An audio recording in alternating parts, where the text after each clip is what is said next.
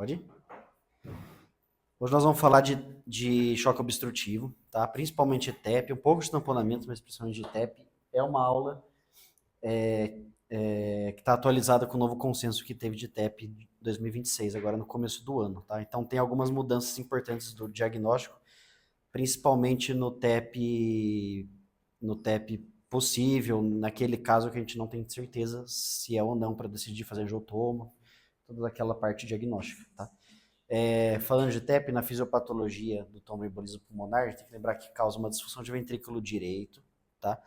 Por causa da obstrução. Essa disfunção de ventrículo direito aumenta a tensão na parede livre do ventrículo e vai causar algumas alterações, inclusive ecocardiográficas, que a gente vai ver mais para frente na aula, tá? A demanda por oxigênio aumenta no próprio ventrículo, tá? E a longo prazo vai gerando isquemia, vai gerando. Lembra que o ventrículo direito ele é uma câmara cardíaca que não se adapta bem à pressão, tá? E por isso, a longo prazo, algumas horas a gente vai tendo redução da contratilidade do VD, tá? Aumento da pré-carga, hipotensão, tá? E essa hipotensão vai gerando também uma redução no aporte de oxigênio para as coronárias e vai perpetuando também o choque, tá? Devido à redução da distribuição de oxigênio no próprio ventrículo, tá? Quando olha para o TEP a ponto de vista das estruturas ao redor, o aumento da pressão do ventrículo direito leva a uma redução do retorno venoso. Então, ecocardiograficamente, a gente já pode ver uma dilatação de ventrículo direito, de veia cava, tá? Também uma dilatação do VD por causa do aumento da pressão e também do átrio, que acaba alterando antes, tá? São câmeras que não aguentam alterações de pressão, mas se adaptam bem inicialmente a aumento de volume, tá? Devido à obstrução que existe na árvore, na perfusional do pulmão, a gente acaba tendo um ventrículo esquerdo que reduz, a gente chama de vazio, porque reduz a quantidade de sangue que chega para ele por questão de perfusão, tá? Os fatores de risco principais para a TEP, então, trauma, tá? Cirurgia, inclusive cirurgia de origem traumática ou cirurgias eletivas, tudo mais. Fraturas de membros inferiores, principalmente. Mobilização prolongada, então já levanta suspeita para aquele paciente sempre que fica na UTI por um bom tempo. Às vezes que demora para poder iniciar a anticoagulação profilática, tá? Artroplastias de joelho e quadril, tá? E aqui é um pouco menos frequente em UTI e ambiente UTI. Contraceptivo oral, principalmente os que têm uso de estrogênio associado, os que não são só progesterona. A aula é dividida principalmente em avaliar qual é a chance de TEP, tá? Depois diagnosticar o TEP, estratificar o risco e fazer a classificação e depois tratar. Olhando para a chance de ser TEP, todo paciente com suspeita de TEP ganha um kitzinho de monitorização 24 horas na UTI, oxigênio se necessário, tá? Acesso venoso calibroso e um eletrocardiograma, tá? O score de Wells é o primeiro, mais antigo, inclusive um dos mais antigos que a gente usa, que não serve para diagnóstico, ele serve para dar uma probabilidade pré-teste. Tá? Então a gente faz o score e dependendo da pontuação a gente classifica em baixa probabilidade, intermediária ou alta. O consenso desse ano, a diretriz desse ano de cardiologia da parte do TEP, mudou bastante a classificação intermediária, quais seriam as condutas, e aí a gente vai ver com calma cada coisa. Mas para que serve o score de Wells? É para um diagnóstico, uma probabilidade de avaliação pré-teste, então antes para a gente poder iniciar a investigação e ver quais exames que vão ser solicitados. Tá? Aí, dependendo do resultado, a gente parte para também diagnóstico. O que pode ajudar também, alterações eletrocardiográficas. Então, o sinal de Hampton, que é a Korkov de Hampton, que é, na verdade, um infarto lacunar pulmonar, tá? Por causa de uma isquemia que gera. Tem o sinal de Fletcher e o sinal da oligoemia, que é o de Western Mark, tá? Que também é de má perfusão local por causa do trombo. Tá? Então são alterações eletrocardiográficas. Eletrocardiográficas não, desculpa. Radiográficas. As alterações eletrocardiográficas, a principal famosa que a gente tem, não é a mais frequente, que é a alteração S1Q3T3. Tá? A mais frequente é a taquicardia sinusal. Que nós vamos ver nos pacientes em termos de prevalência. Porém, a S1Q3T3 é aquela que é a famosa do TEP. O que significa isso? Significa um desvio de ramo para a direita. Tá?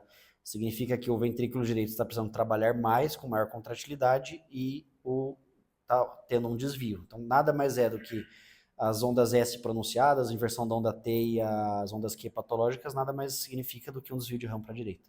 Desvio de ramo não, é desvio de eixo para a direita. Tá? Essa aqui era a fórmula antiga, que boa parte dela ainda funciona para diagnosticar TEP, não está aqui acrescido o consenso, a gente vai usar isso aqui e acrescentar a parte anterior. Então, por exemplo, para diagnosticar TEP, eu faço o score pré-teste, tá? Que é o Wells, ele vai me dizer se é um TEP provável. Tá? Se for um TEP provável, ou seja, uma alta probabilidade pré-teste, eu já parto direto para angiotomografia, isso não mudou. Tá? Então, faço o angiotomo, que é o padrão ouro, tá? Protocolo TEP, confirmo e aí estratifico e inicio o tratamento. Ou vai vir negativo e eu consigo excluir. Tá? É o padrão ouro, então essa parte não mudou nada. Vindo para TEP improvável, até aqui não mudou. No TEP improvável, se o Wells for muito baixo, a gente também não precisa fazer necessariamente o dedímero. Tá? Mas se vier um improvável, com um score de Wells entre 4 e 6, ou a gente pode fazer o dedímero. E antes, se dava positivo acima de 500, a gente partia para angiotomografia e se negativo excluía a TEP. E foi nessa parte que mudou. E o que mudou? Entrou esse score aqui que chama score de... Na verdade, ele já existia, tá? Só que ele ganhou uma validação maior, chama score de years, tá? O que ele faz? Então, ele tem duas partes principais. O nível de evidência dele para a parte do TEP intermediário é de 1 e 2A, tá? O que ele faz? Então, a parte inicial aqui nada mais é do que o Wells. Então, fiz a probabilidade pré-teste, cheguei e cheguei num TEP intermediário probabilidade, tá? Eu faço o score de years associado. Então, eu faço para todos esses pacientes a coleta de dedímero, tá? E calculo esse score, tá? E aí tem 4 opções. E o nível de evidência para isso é um 2A, tá? Se o score de years vier maior que 1, tá? Maior que 1 ponto e mais de 500 de dedímero, eu faço a estratificação angiotomográfica, tá?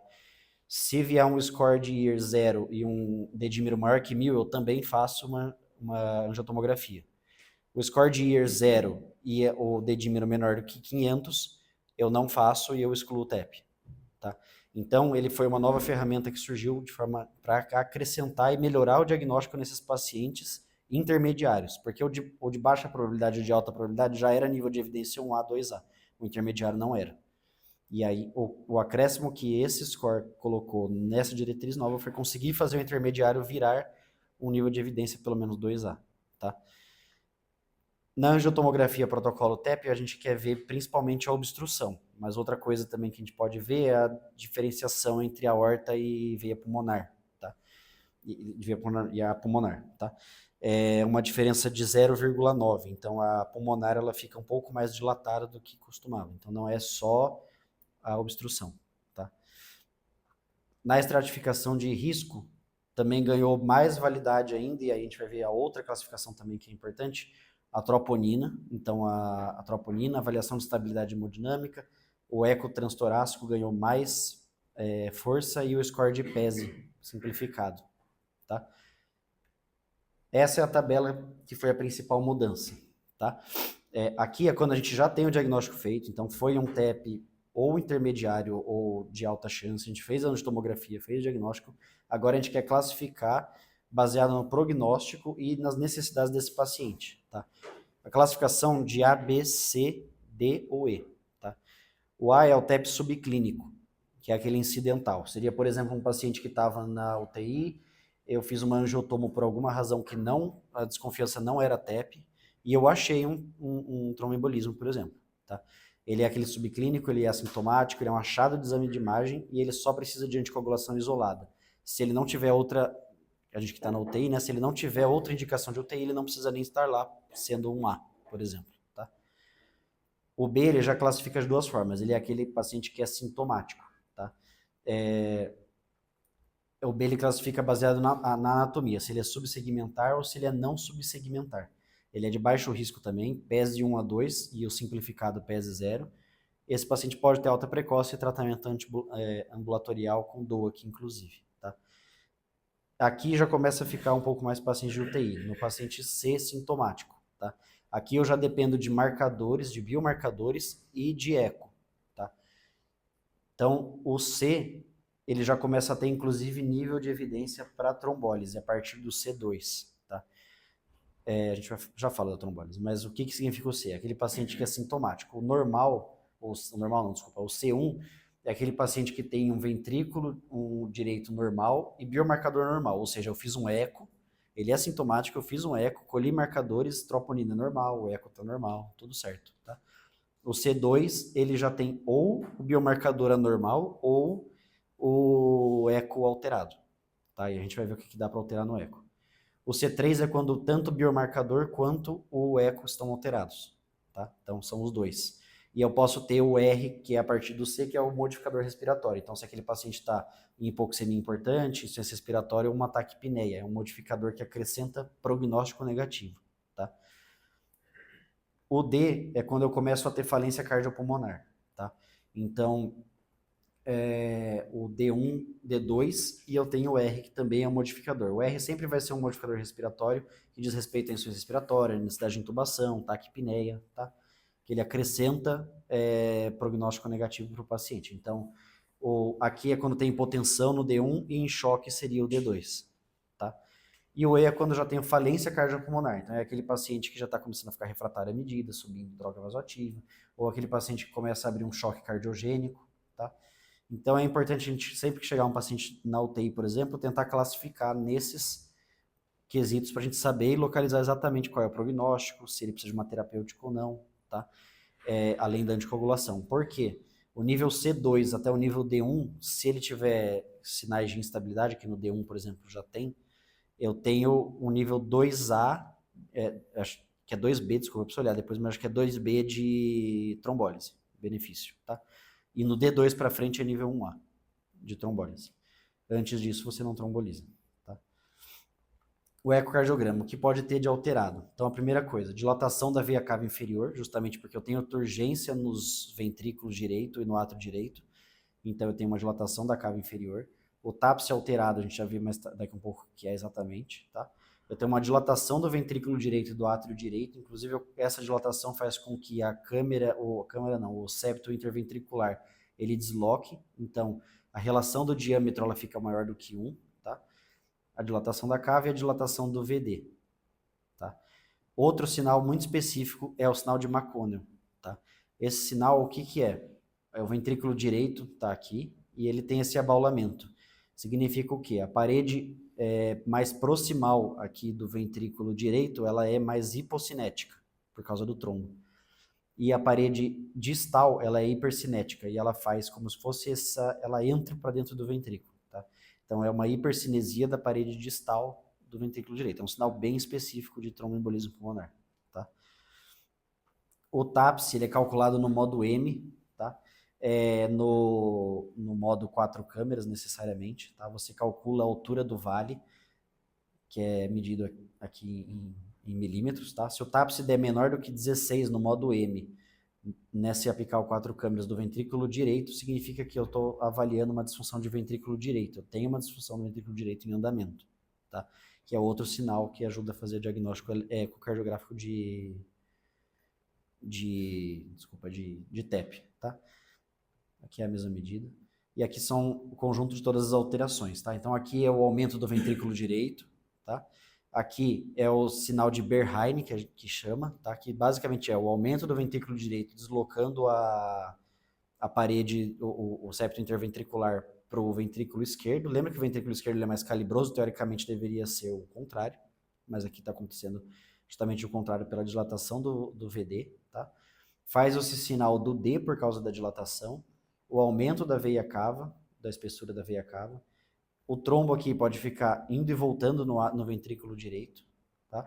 Aqui é no TAPS calculado no modo M, tá? Então são essas principais alterações de ecocardiograma. O tratamento já diz respeito se é um alto risco, intermediário ou baixo.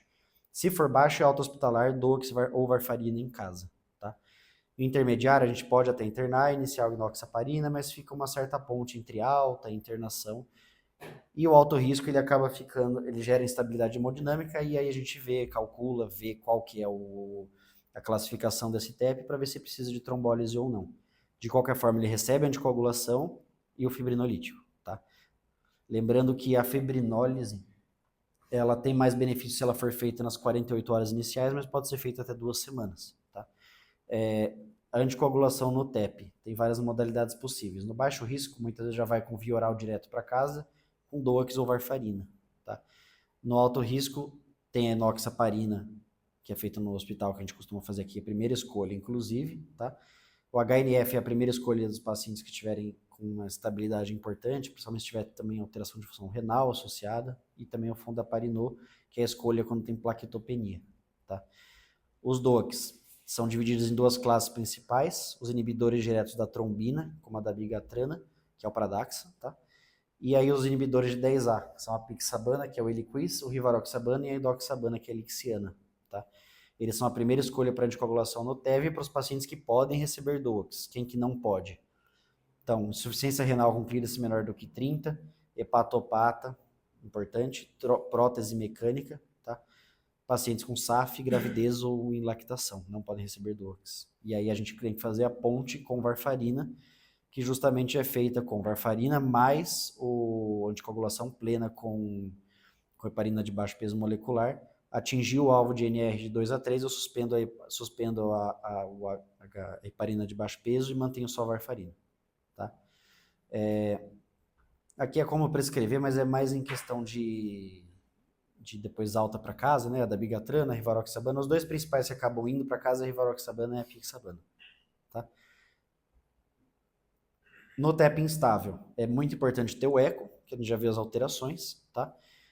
Se eu tiver o eco, eu vou iniciar então suporte hemodinâmico. São pacientes que toleram uma certa quantidade de volume, mas tem que tomar cuidado, tá? Pode necessitar de dobutamina, noradrenalina, tá? E aí, dependendo da estabilização, assim que eu estabilizar, é idealmente fazer a angiotomografia para diagnosticar esse TEP instável e poder fazer a trombólise em até 14 dias, com maior benefício em 48 horas, tá? A gente pode usar tanto streptoquinose quanto alteplase, mas usa-se principalmente a alteplase, tá? Tem o regime acelerado. A posologia, na verdade, é de 100 mg fazem 2 horas, mas existe esse regime acelerado, que a gente, pacientes mais graves ainda, com risco iminente de PCR, que eu quero tentar quebrar aquele trombo o mais rápido possível. Eu faço 0,6 vezes o peso e corro em 15 minutos, tá? É isso. O tamponamento cardíaco, na fisiopatologia, lembra que ele é outro choque obstrutivo, só que ele é um choque obstrutivo diretamente cardíaco, tá? Então, eu tenho os 2 folhetos cardíacos, a membrana parietal e a visceral. Entre eles tem um líquido fisiológico e esse líquido pode estar aumentado por algumas razões, tá? Na fisiopatologia, eu tenho um acúmulo do líquido no saco pericárdico. Ele reduz a complacência pericárdica com aumento da pressão no intrapericárdio, diminui o enchimento cardíaco, diminui a força de volume sistólico do VD e do débito cardíaco posteriormente. Os mecanismos compensatórios não conseguem compensar essas alterações e gera o tamponamento clínico.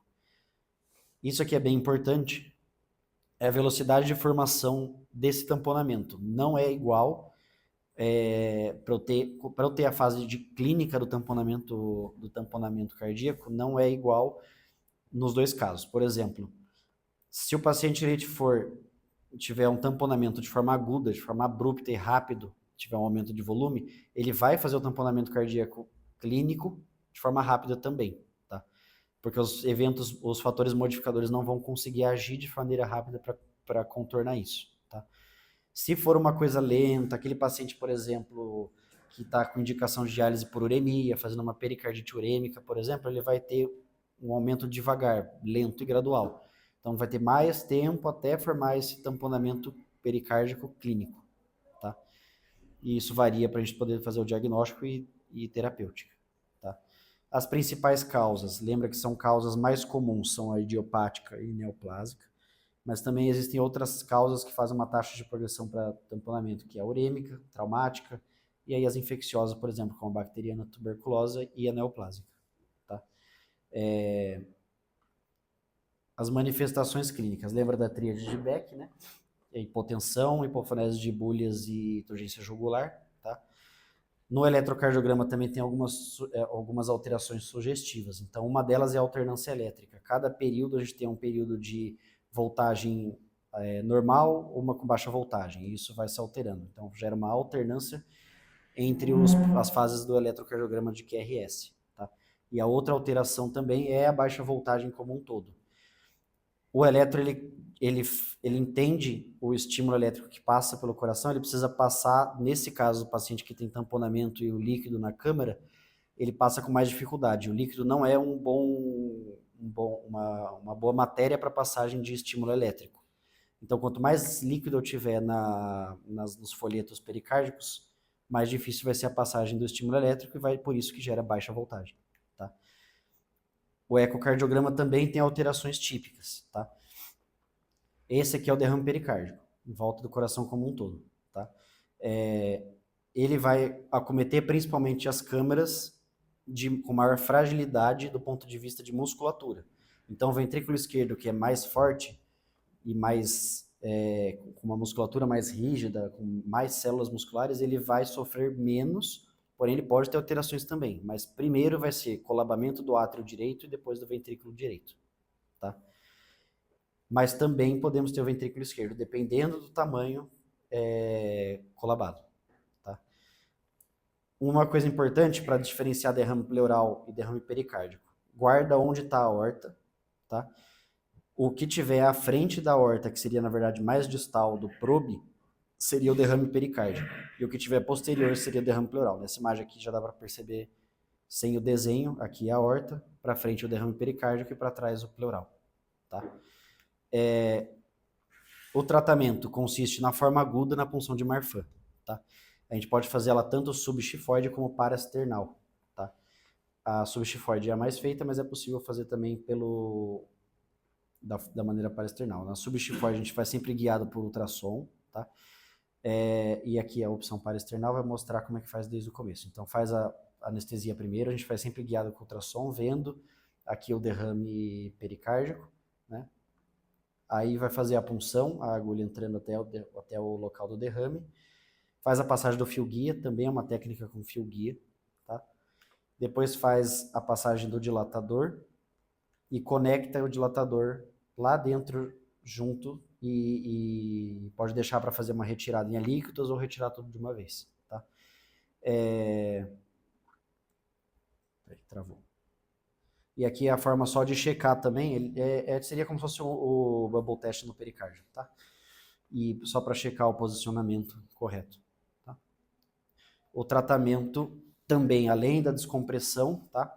No tamponamento, lembra que é uma emergência, eu tenho que fazer a reposição volêmica, tá bom? Corrigir hipovolemia, manter o retorno venoso adequado. O inotrópico, se necessário, para levar a frequência cardíaca, melhorar o relaxamento ventricular, tá? Vasopressores, e é um paciente que a gente tem que avaliar se tem indicação de anticoagulação, intubação, sedação, para estabilização como um todo, até antes de fazer, às vezes, a punção de Marfan, tá? É isso.